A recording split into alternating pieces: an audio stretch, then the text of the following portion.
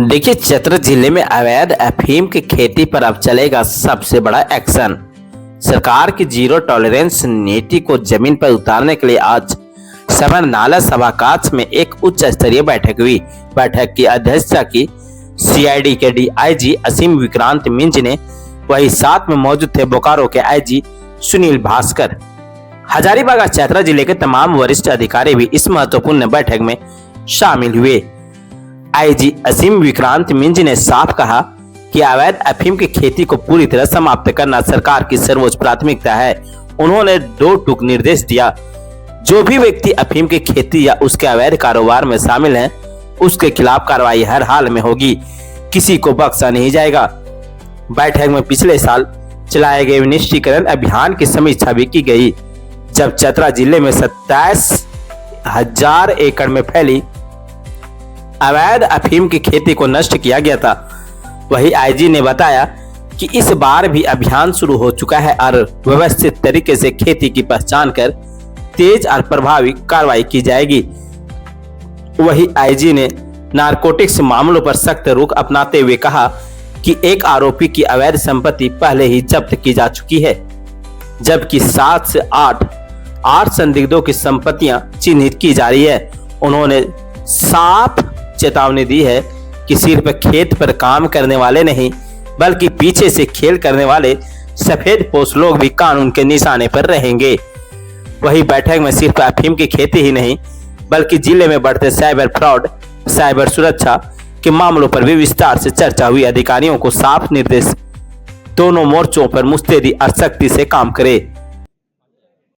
आज की जो ये बैठक है विशेष रूप से अवैध अफीम की खेती के विनिष्टीकरण को लेकर के एक रिव्यू बैठक थी, जिसमें कि मेरे साथ में आईजी बोकारो और एसपी चतरा, एसपी हजारीबाग के अलावा दोनों जिलों के जो खास तौर पर अफीम प्रभावित क्षेत्र हैं वहाँ के पुलिस पदाधिकारी यहाँ शामिल थे।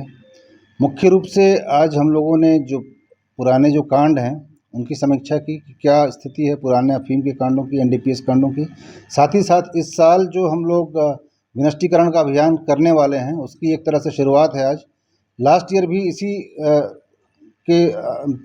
भी इसी के आसपास के समय में, लास्ट ईयर नवंबर के आसपास में हम लोगों ने चतरा से स्टार्ट किया था विनिष्टीकरण का अभियान, जिसमें डीजीपी सर और होम सेक्रेटरी मैडम चतरा आए हुए थे। और उसके साथ हम लोगों ने जो विनिष्टीकरण का अभियान शुरू किया था उसका बहुत ही पॉजिटिव रिजल्ट आया था।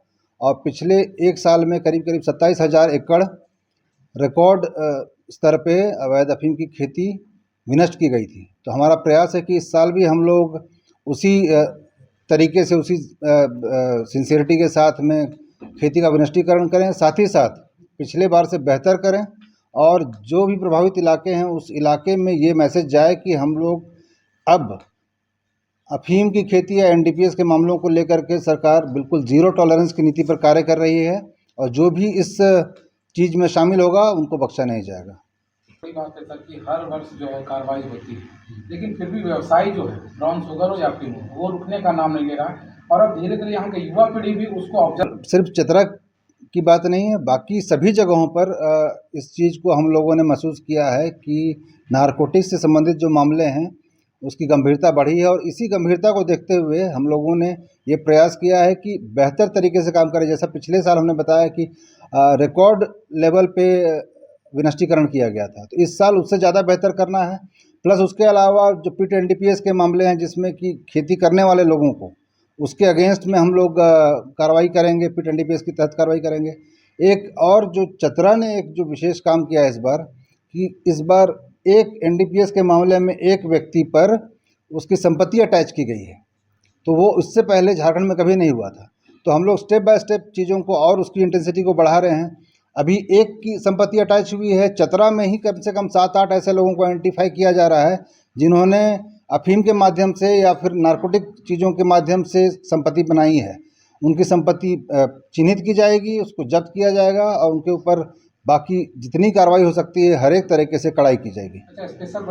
ये हैं जिस तरह की रिपोर्ट के बारे में आप बता रहे हैं, तो जब उस पर कार्रवाई करनी होती है तो बहुत हमारे पास जेन्युइन चीज़ों के साथ में, साक्ष्यों के साथ में हम लोगों को जाना पड़ता है। ख़ासतौर पर वाइट कॉलर के मामले में एक समस्या रहती है ऐसी कि उसका कोई साक्ष्य नहीं होता, वो कभी सीधे सीधे न खेती में शामिल रहता है, ना उसके यहाँ कोई ऐसी चीज़ बरामद होती है, कभी वो छूता ही नहीं है उन चीज़ों को, दूर से फंडिंग करता है। तो उसके तरीके हैं, हम लोगों ने उसके लिए अपना एक सिस्टम निकाला है। अभी जैसा कि बताया हमने कि एक व्यक्ति को उस तरीके से चिन्हित किया गया था, बाकी लोगों को भी चिन्हित करके, चाहे वो कोई हो, वाइट कॉलर किसी भी तरीके के हों, व्यवसायी हों, किसी भी लेवल के प्रतिनिधि हों, राजनीतिक व्यक्ति हों, चाहे कोई भी हों, इसमें जो भी रहेंगे आगे के दिनों में आप देखेंगे कि उस पर निश्चित रूप से कड़ाई से कार्रवाई होगी।